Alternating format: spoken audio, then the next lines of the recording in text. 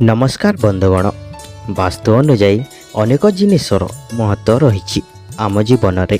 तेणु वास्तुर समस्त नियम को आमको मानिबा दरकार, नचेत जीवन में बहुत किछि विपद आसी जाए।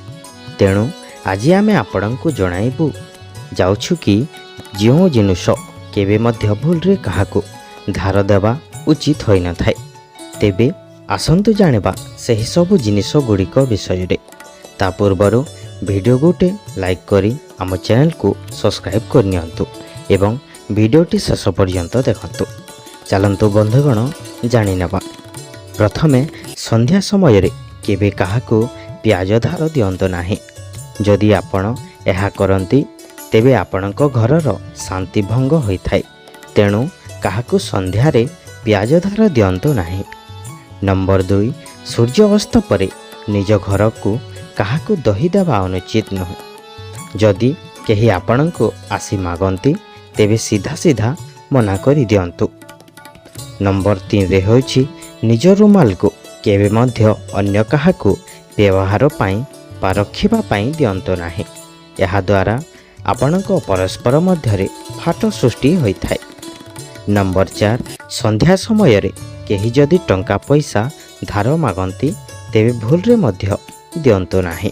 एहा द्वारा माता लक्ष्मी रुष्ट होइथांती एवं आपणको घर त्याग करिथांती। नंबर 5, आपण निज गहना अन्य काहाको किछि समय पाई धार देबा बा पिंधेबा पाई देबा द्वारा एहार खराब प्रभाव आपणको स्वास्थ्य उपरे पड़ी थाए। एहा आपणको घरे चोरी हेबार मध्य एक कारण होई जाए एवं आपणको घरर मुख्य सदस्यों को विपद रे पकाई थाए। नंबर 6 रे संध्या समय रे जदि केही लुण मागिबा पाई आसंती तेबे ताको मना करंतु। एहा करिबा फल रे आपणको घर सुख शांति चली जाई थाए।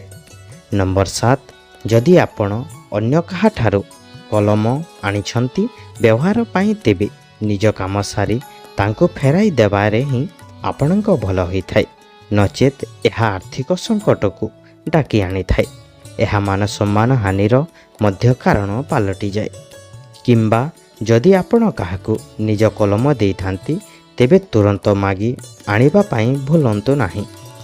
नंबर 8, स्त्री माने निजर सोल सिंगार कोनोसी जिनिस अन्य कोनोसी विवाहिता नारी को दियंतु नाही।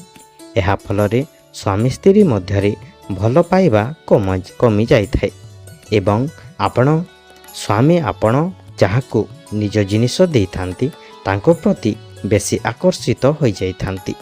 जदि वीडियोटी भल लागि थाए ताहले लाइक एवं शेयर करिबा पई जमारू भूलंतु नाही।